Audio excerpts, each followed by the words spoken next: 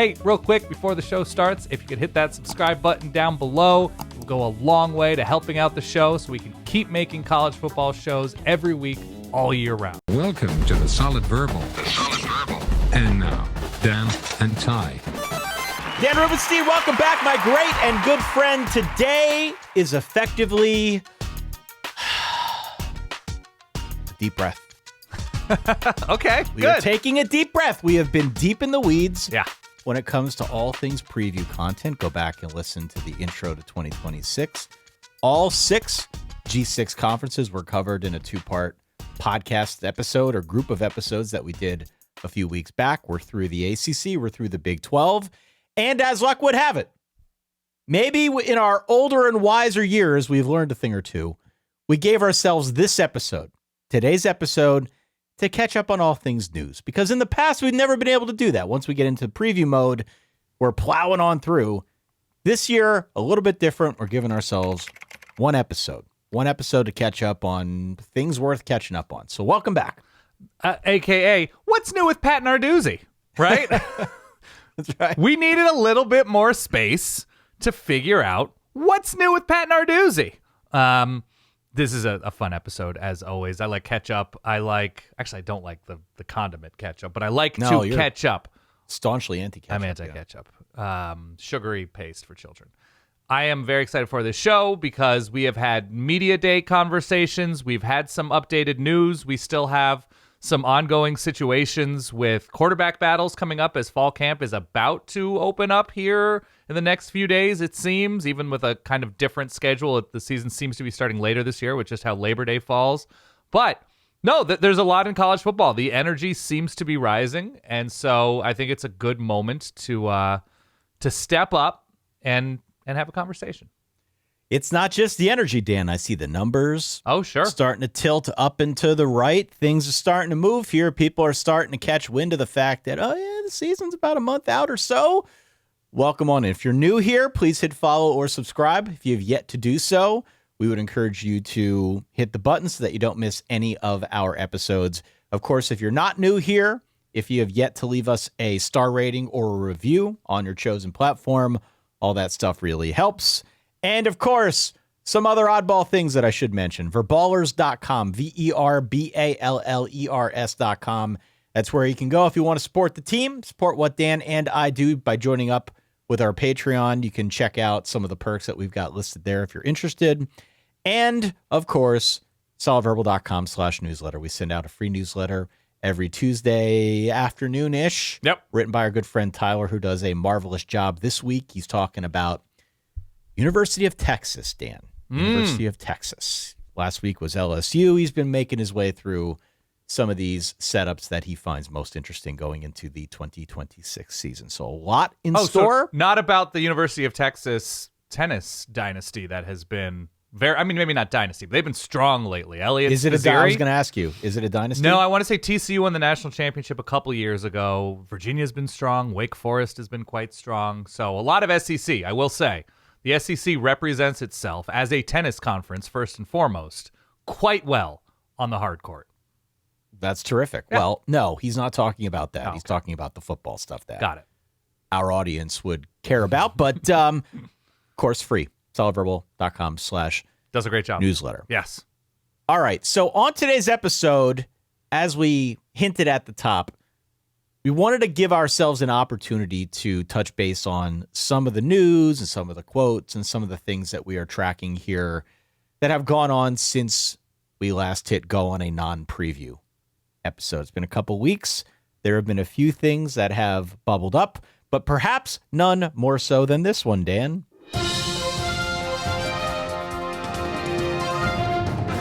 Just as we were putting this together this morning, I kid you not, the stork that is the college football news provider, creator, whatever. Sure.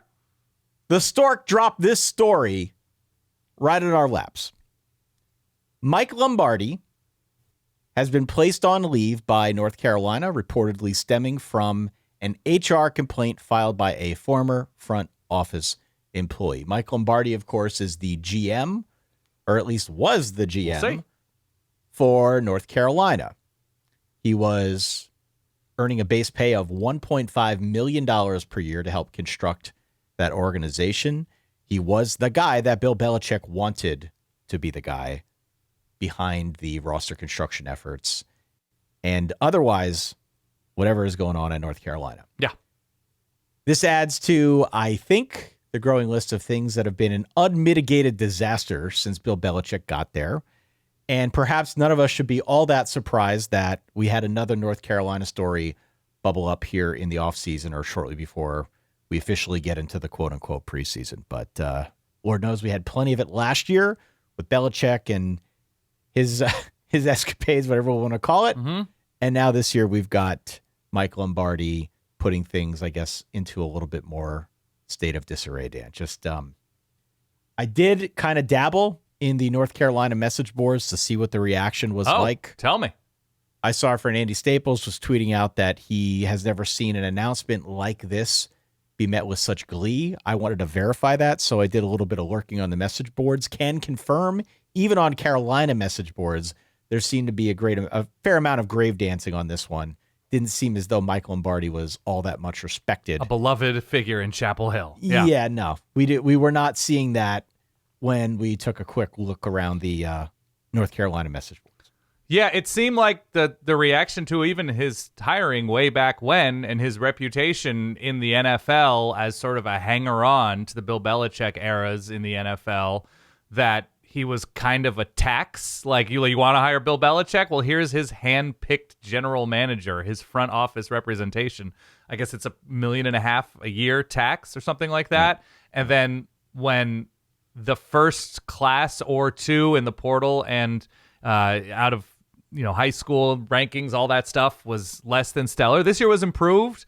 You're just like, we're paying this dude how much money, and our roster looks like what exactly?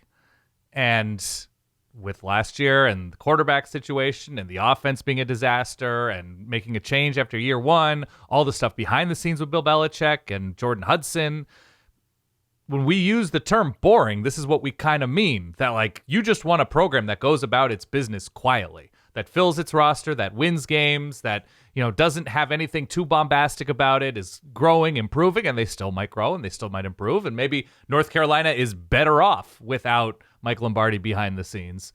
But yeah, we're a month out from the season, and now they're suspending their general manager for, I suppose, conduct detrimental to the program of some kind, an HR complaint from a former employee. So yeah, this qualifies as not super boring, not what North Carolina needed ahead of the season. This is the start of tampering season too. I don't know if I said that too loud, but you need your head tamperer. And so This is not great. It is not great. I remember that there was definitely a pretty prominent shrug in the college football universe when we all found out that Lombardi was going to be the guy, or that he was the guy that Belichick wanted to bring with him. So to your point, it's a hefty price to pay for a guy who apparently is now seemingly on the outs. We'll see what comes of this, but to your point, no, not a great way to start off year two for Bill Belichick. No, not at all. We'll see what comes of this and what details emerge in the weeks to come. I did see a joke, and maybe this is not the right. It's too late now to voice the joke, but something floating around the social media spheres to the point of maybe the biggest upset of the North Carolina season, that Mike Lombardi got the HR complaint before Bobby Petrino. Before Petrino or Belichick, I guess. Yeah, that is an upset. I also say this is sort of related to nothing but Mike Lombardi. I don't know if this was somebody on social media pointed out that their favorite thing about Mike Lombardi had nothing to do with football, but the fact that he follows at least 14 Sopranos fan accounts on Instagram or Twitter or something. He is deeply, deeply invested in the ongoing stories of all things Sopranos and clips and where are they nows, and which I guess is something. I don't know. GMs. They're just like us, Dan. GMs. They're not just like us. I'm not following 14 Sopranos accounts. But yeah, so that's North Carolina. What else we have? Well, we had a bunch of media days go down. Yes. At time of recording, I'm looking at quotes from the ACC media day, from SEC Media Day, from Big 12 Media Day. I believe we don't have the Big 10 quotes that have surfaced, at least not as of yet at time of recording, but there's a whole hodgepodge of these that I jotted down on our note sheet. I know you've got a couple as well. We're not going to do a full-on quote draft because I think that's been, I don't know, perhaps a bit overdone over the years, especially since none of these quotes really mean anything. But there were a couple eyebrow-raising moments that we've seen over these last couple of weeks now, Media Day. I thought maybe you could just reach into the bag here and grab out a couple of your favorites that we can talk to the public about. Well, okay, so what I've enjoyed is the alignment that the SEC has among some of its more prominent speakers. And in this case, maybe it's just Lane Kiffin and Sark, who obviously are intertwined in their time going back to being offensive assistants at USC. Obviously, Lane and Sark both went on to be head coaches, but they were co-coordinators and stuff in the mid-2000s. And they are absolutely aligned in their, like, justice for 9-3 teams in the playoff. I loved it. Look, I know they're asked questions, right? These are not necessarily situations in which they're beginning their press conferences with saying, you know, the committee is messed up because they can't recognize that a 9-3 SEC team. And obviously Sark has talked about, you know, if we didn't play Ohio State, we would have been 10-2 if we played some small team. Right. But I love the alignment as if there is some sort of 9-3 pact between these two dudes. Like they are in like the 9-3 Justice League, the Justice League. And I appreciate that. I appreciate that they are sort of setting the table now to get in the heads of committee members. Right. That, you know, look how tough this conference is. And then you have Nick Saban, right? Nick Saban's doing the thing where he's trying to say, well, the SEC is still the best, and even though the Big Ten has won these national championships, that's just one good team. And the SEC top to bottom, which I enjoyed as a classic Pac-12 fan. That's what I was saying about the Pac-12. Nobody was listening then, and now that's Nick Saban's thing, that it's not about the top, it's about the depth. It's about Wasn't 1 he through also 7. saying he was using us as if he's still part of the SEC? He's no longer living in Tuscaloosa. I did see that. He is now a Florida resident, I believe. He mentioned that in talking about Jon Sumrall. So he's hoping for the best for Florida in the SEC as well. But yes, Nick Saban, and look, they're asking him questions. He is not sort of announcing a press conference in a hotel ballroom, but I appreciate the efforts, the alignment all around, and these are obviously, you know, Sark and Lane Kiffin, two Nick Saban connected coaches as well, that Nick Saban is now sort of on his own, even though he's employed by ESPN, he's on his own kind of public relations tour representing the SEC. Public relations? You could do better. I don't think I can. That's the thing. Anyway, I'll workshop. It's not bad. I didn't hate Justice League. I didn't hate that. But Sure. In any case, Nick Saban is sort of on his pulpit talking about how, like, well, it's just one Big Ten team a year. I mean, what are we talking about here? And you're just like, this is a co-host of Game Day? Okay. All right. Yeah, the Nick Saban weird retirement tour continues afloat. There were a bunch of really interesting quotes that came out of SEC Media Day. Yeah. And I'm not going to act as if I took all of them seriously. I certainly did not. But I thought you had an interesting range of comments that were offered by SEC coaches. Definitely. You had the Mike Elko wing of things, where when he was asked about combating the complacency at Texas A&M, even though they did have something of a breakthrough, I think, last year. Quote, I show them our trophy case and it's empty. Mm-hmm. Which is a very Mike Elko thing to say. Very, very lunch pail, blue collar type quote from Mike Elko. And frankly, it's sort of on point. I think a lot of people who write into us about Texas A&M like to point that out, particularly the Texas fans who write in about Texas A&M like to point out that the trophy case is empty. So Elko, look, if I were a Texas A&M fan, I would appreciate hearing that. I thought that was pitch perfect. Well, it's a hard truth, I suppose, to hear. It's a hard truth. You don't want to fan. hear it. Right. It doesn't make you feel good, but at the same time, sometimes what you need to say is not the thing that makes you feel good. So I thought that was good. No, it's sort of also implying that Mike Elko is doing everything he can to light a fire under these dudes to prove that they belong. They do have the breakthrough. They make the playoff last season, and now they have nothing to show for it in terms of tangible hardware. So that should keep you fired up. We also had the very overconfident wing of things, which I think was represented by Will Stein. I love this. New coach at Kentucky. I'm paraphrasing a bit here, but he was asked by the media why this season will be different, why they like their chances. Quote, I think because of me, to be honest, end quote. Yeah. Well, look, he can't go up there and say, we got way better players than we had here last year. Like, you can't say that. You can't say the coaches last year were bad or the past few years were bad. And so he's sort of absorbing it all. And yes, it comes off as sort of bombastic and confident, but I don't know, man. We're living in like the Curt Cignetti era. And so if he wants to come and, sort of introduce himself to the SEC and college football universe by answering, we're going to be better and things are going to be different because of me, it does sound confident, but it's like it's planting his accountability flag, right? That he is telling everybody the buck stops with him immediately and that they're going to be different and better because of him.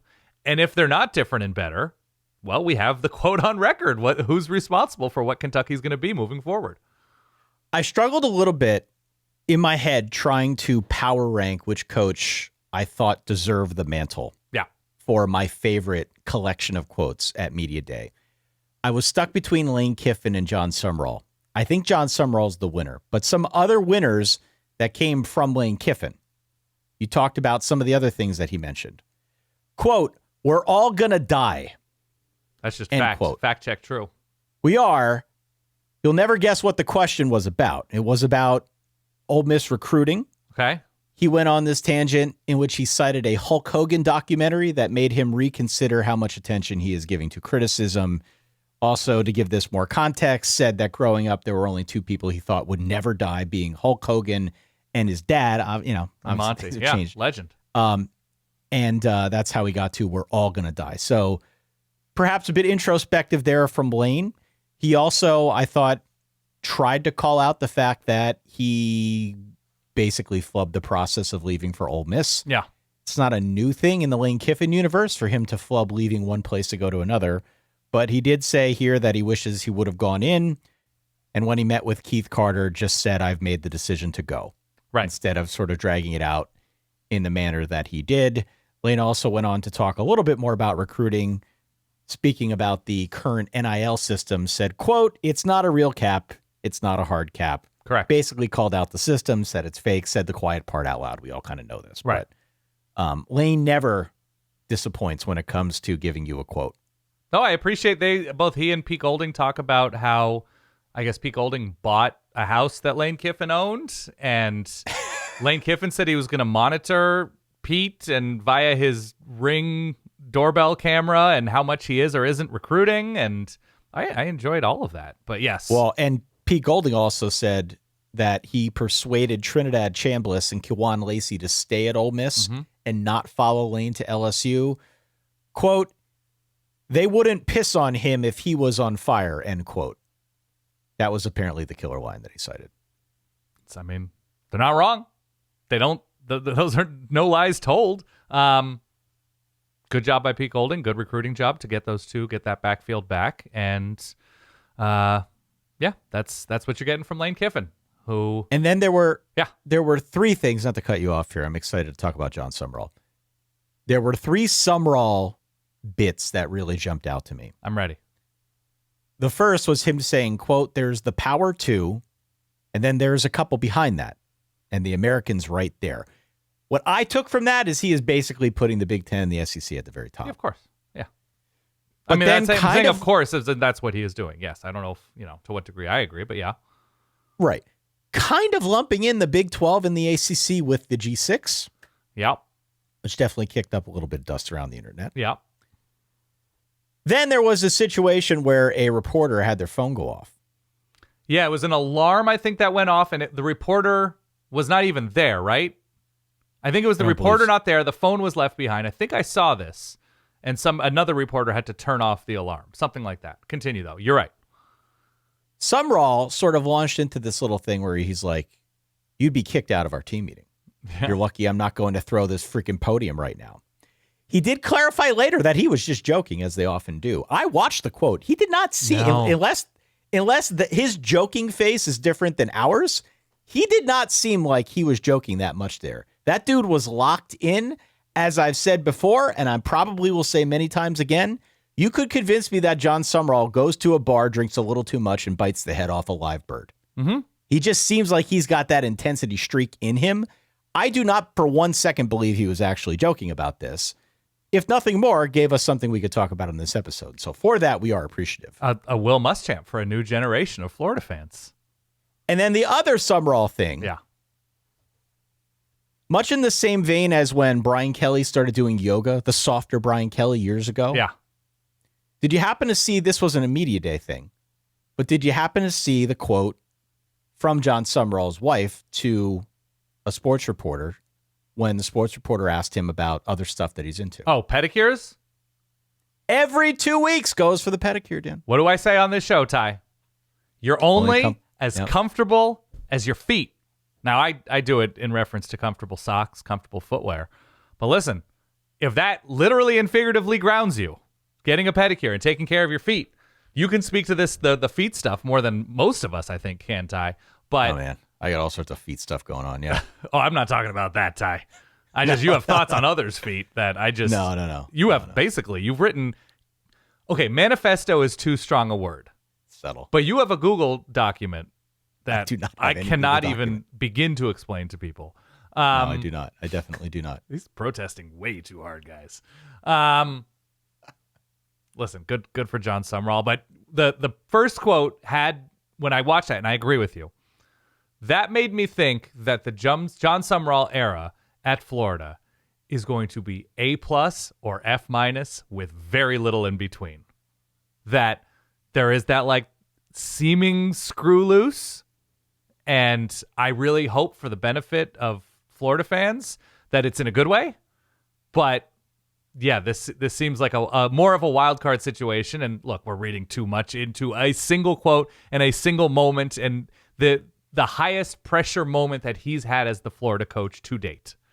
But yeah, this is supposed to be a lighthearted moment where you're just like, yeah, we're really excited about, a lot of these guys that are coming in and competing. And yeah, I don't know. Maybe I misheard it or miswatched it, but yeah, like there's an intensity to Jon Sumrall that is very apparent. What did Will Leitch used to say about Ron Zook, that he pisses intensity? Yeah. We might have a little bit of that going on here with Sumrall. Florida coach. Yes. There's something about Gainesville. It just does it to you. By the way, the other thought I had about Will Stein and that quote, the problem now is anytime anytime Kentucky does something terrible, you can sort of say, why the hell would Kentucky run the ball on 3rd and 25 and attach a picture of Will Stein saying, because of me?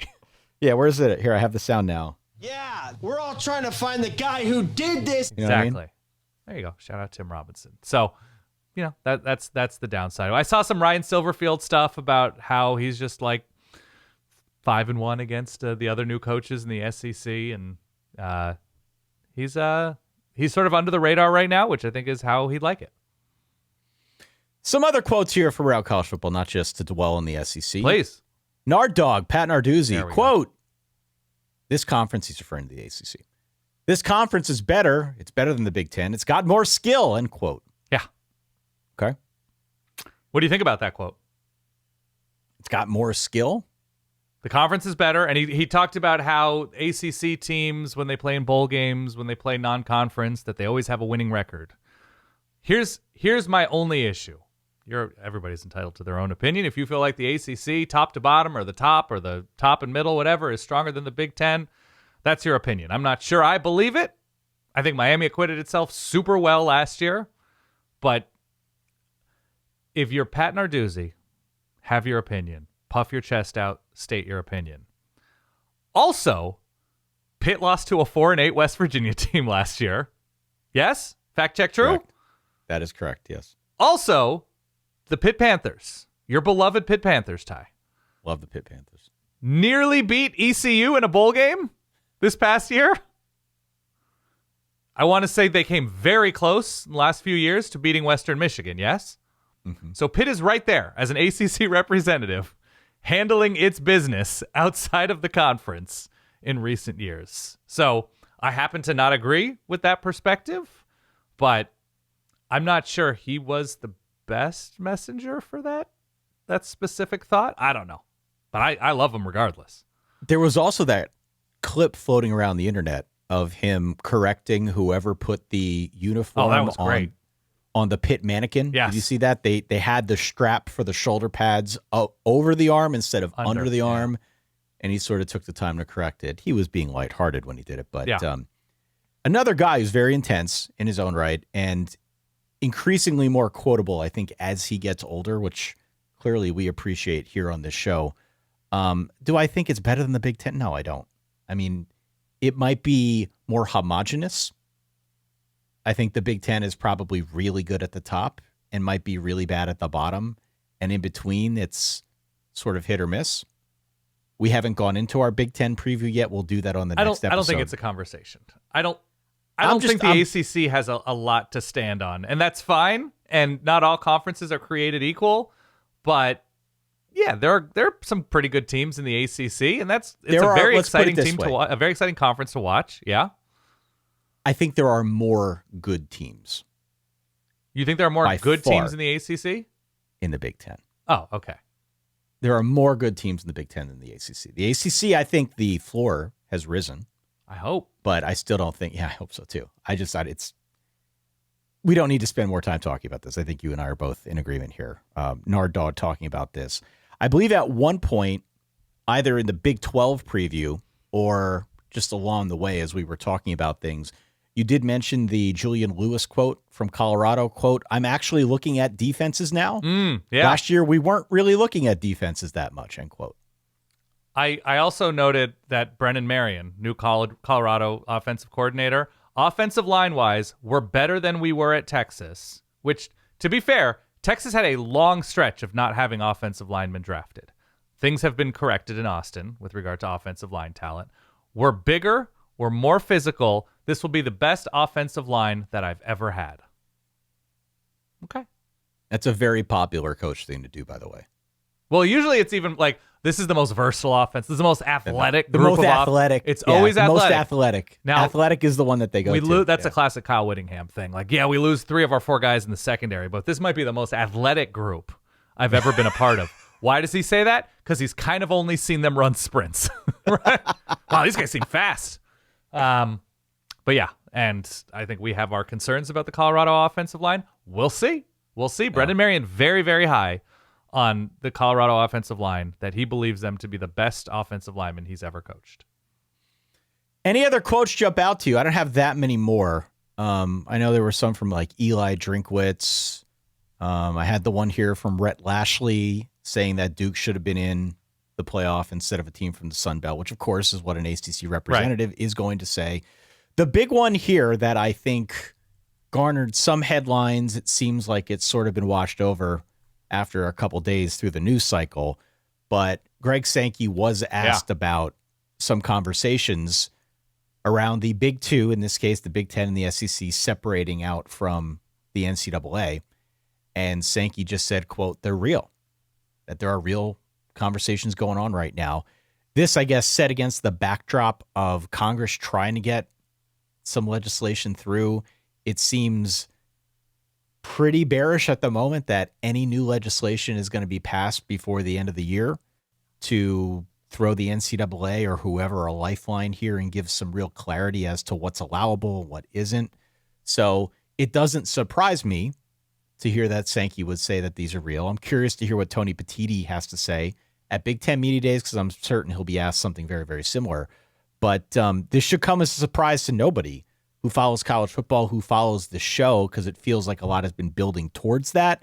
Whether or not they're using this as some sort of leverage play to try and light a fire, I don't even know who they'd be lighting a fire under at this point, but didn't really catch me that off guard. It's just always a little bit jarring to hear somebody of Sankey's position say that. Yeah, and yeah, as you said, he's said it before. He's talked about this before. The other quote I saw is, I've said this for a long time now. I've been a huge advocate that if we can't find rules that everybody plays by, then we should play our own. I'm not afraid of that.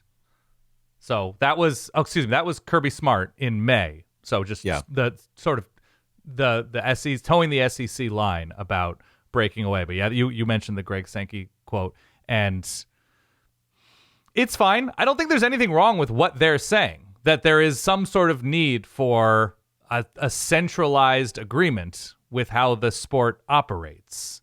The problem is also Greg Sankey and Tony Petitti have outsized influence over how the sport is centralized. And so at the moment, things are trying to, or things are being discussed in Washington, and the bill I don't think is going to be voted on until next month as we record this in late July at the earliest. So August at the earliest.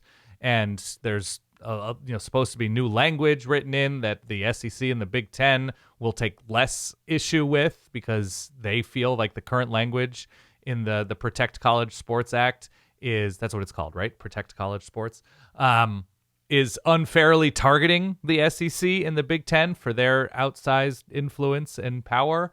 So we'll see how that language changes to appease anybody, but he's not wrong that everybody wants to be playing under rules that they can all agree on. It's that Greg Sankey is putting his thumb on the scale. Tony Petitti is putting his thumb on the scale, and they're hoping to have outsized power over how power and rules and regulations are concentrated. But I understand the frustration with the NCAA.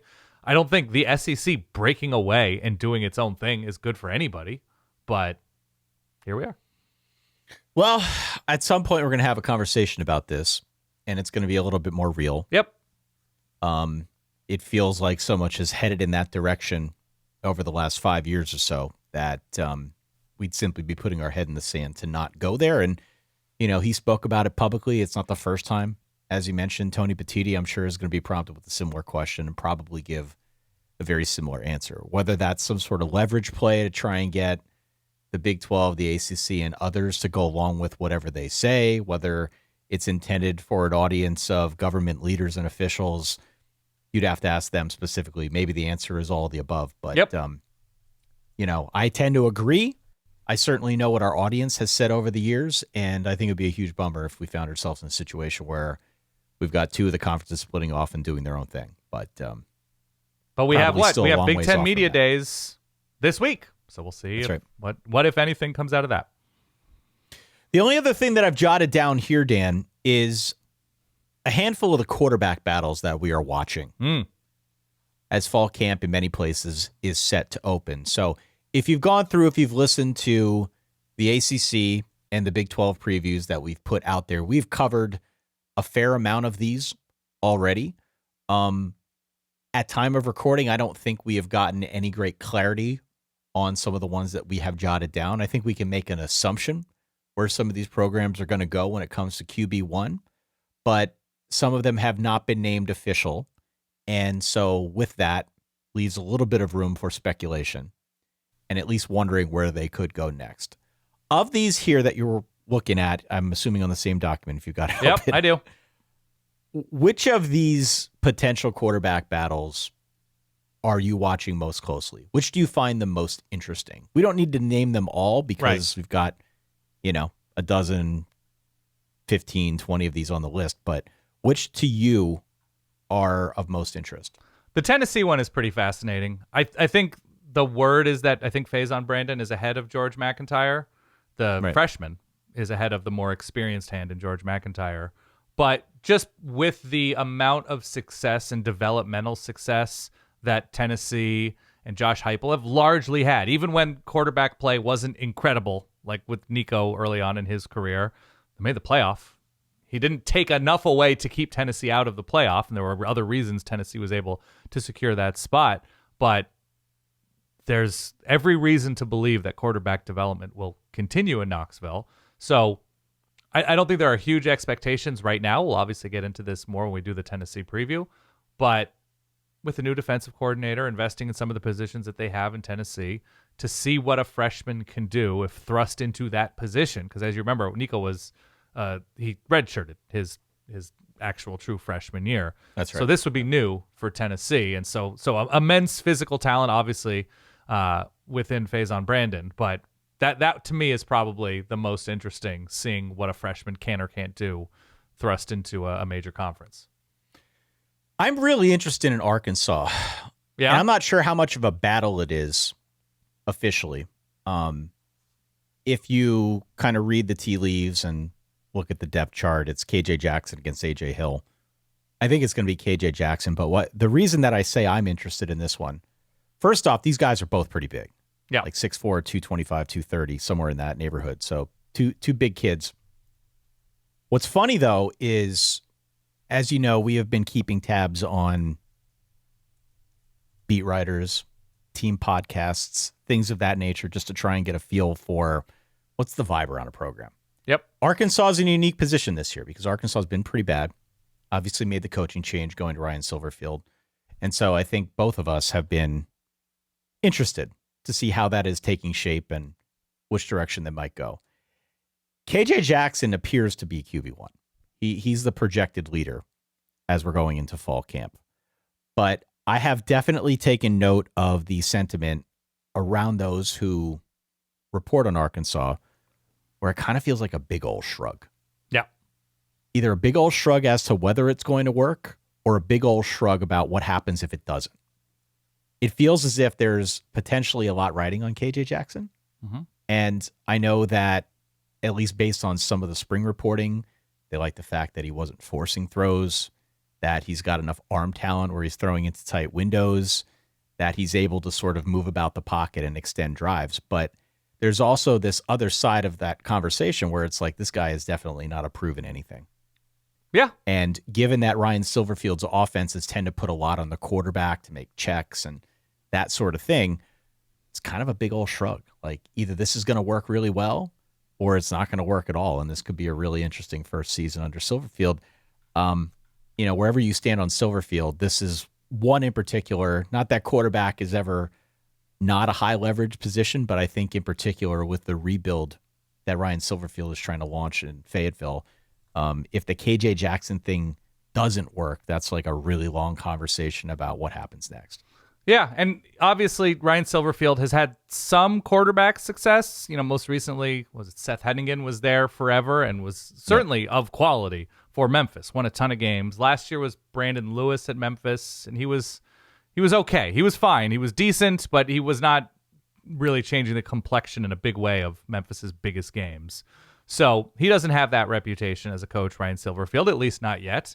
But also, there's kind of no pressure right now. Now, there's more pressure than usual because, obviously Arkansas is investing a ton in athletics and what they've invested in basketball, now that what they've invested at coordinator. So there is an expectation that, this should be at the very least a perennial bowl team. And so we just can't see an Arkansas team that is stringing together seasons where they're not going to a bowl. The SEC is difficult. I get all that. But Arkansas seems to be trying to do everything it can to improve very quickly. So if behind the scenes they're doing that, there is going to be more pressure than usual on Ryan Silverfield. Yeah, and by the way, AJ Hill, sort of the challenger, did come over from Memphis. Mm-hmm. He is more familiar with the system. And there's a lot to like there. Yeah. Also the arm strength, also a big guy, but maybe not as mechanically sound as KJ Jackson. So there's some questions there on the Arkansas side that I think make that rebuild particularly interesting. Not to make this too much about the SEC, but the highest profile quarterback battle, if you want to call it that, on this entire list is what's going on at Alabama right now. Agreed, though I think Russell, Keelan Russell, Austin Mack. I think it's going to be Keelan Russell. Yeah. Yes? That's what it seems to be, yeah. Everything that I've read, everything that we've been told here is Keelan Russell's probably the dude. Austin Mack came down from Washington. Of course, with Kalen DeBoer, when he made the move, Keelan Russell was a 5-star everything. Incredible quarterback prospect. Probably gives them a little bit more in terms of mobility and, obviously is pretty wise beyond his years. So we'll see where they go in that front. I would expect it's going to be Russell, but have not seen a formal announcement at time of recording. Yeah, and hopefully for Kalen DeBoer's sake, because this will be his fourth quarterback in as many years, right? Penix to Milroe to Ty Simpson, now to will either be Austin Mack, who's obviously more familiar with the DeBoer system coming over from Washington, but Keelan Russell has been there. I think when you know the upside of what the Kalen DeBoer offense can mean for a quarterback and what Keelan Russell's skill set appears to be, there's a lot of intrigue there. I know Kalen DeBoer talked a little bit about the very dramatic need to figure out how to run the ball at SEC Media Days. So, I mean, it's not music to any Alabama fans' ears because everybody already knows that that's like the central offensive issue, I guess, beyond naming a quarterback. But saying the right things. Saying the right things, and we'll get to this, I'm sure, in more depth when we talk about the SEC and specifically Alabama. But they definitely made it a concerted effort to go out there and make the line better, change who is running the offensive line, all that sort of stuff. They know they need to run the ball, and it would be helpful with a new quarterback stepping in if they could give them a little bit more balance than what we've seen. Agree. Just some other ones here real quick that I'll rifle through just to give them some air. I'm sure we'll be talking about Anthony Calandria versus TJ Latif at Nebraska over the course of our next couple episodes. Even though Calandria is sort of like the clear favorite, this is one of the big questions as they enter fall camp. Sort of, I don't know, interesting to chart from our perspective. We've got Iowa between Jeremy Hecklinski and Hank Brown. I think when we talked about this a couple months or weeks ago, I said it felt like Hank Brown to me, more so than Hecklinski. But obviously they are going into a period now where they can settle that. I did see a quote that this could even continue into the first couple weeks of the season. Right. Which I'm not crazy about, but if you pick the right guy, it all kind of comes out in the wash. Yeah, two different sizes and I guess games to their abilities, whatever that means in the Iowa system, which has definitely gotten better these past couple seasons. But yeah, as we've talked about, Hank Brown, the more prototypical, large-bodied quarterback, and Jeremy Hecklinski, smaller, more improvisational, and more, I guess more of a ceiling for playmaking and figuring it out on the fly. So yeah, I think best quarterback's going to win. But yeah, it's a true battle, it seems.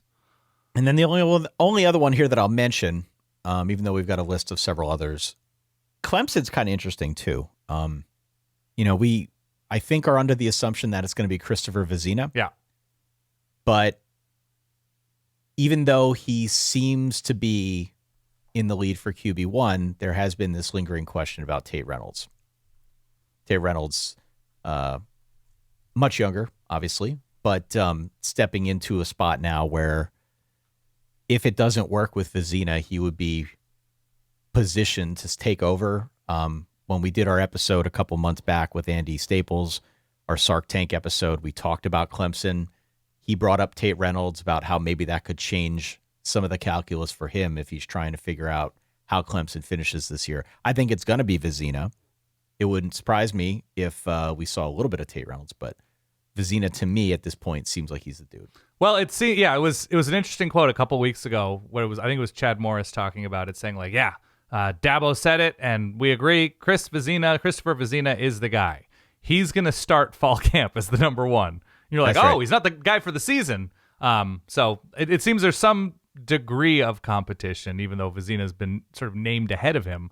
So we'll see. I don't know. It was not like, he's our no-brainer starter. It wasn't that. No. And anytime you pick up that tone, you have to mention it. Yes. But that's all. But anything also, else? We should say, though, not to sort of keep this going, there is a certain amount of politicking that's needed with not having backup quarterbacks transfer, right? To keeping everybody happy and feel like they're engaged in the quarterback battle in the quarterback room, because that is, as we've talked about, that's the sort of secret sauce, like having the stability and figuring out how to keep. Your backup quarterback is likely going to leave no matter what if there's not a clear path to starting next year. And you don't even know if there's a clear path to starting next year until the portal closes.